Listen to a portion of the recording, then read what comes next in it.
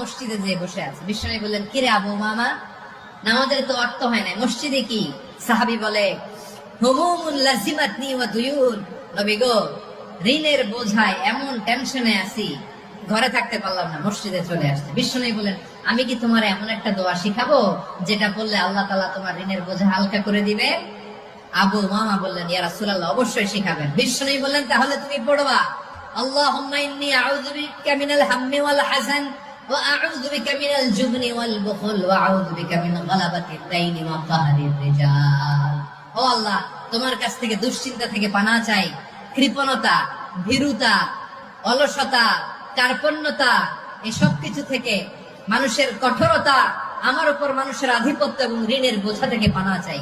এই দোয়াটা যখন বিষ্ণু শিখাই দিলেন, আবু মামা বারবার এই দোয়া করেন, আল্লাহুম্মা ইন্নী আউযু বিকা মিনাল হাম্মি ওয়াল হাযান وأعوذ بك من العجز والكسل وأعوذ بك من الجبن والبخل وأعوذ بك من غلبة الدين وقهر الرجال।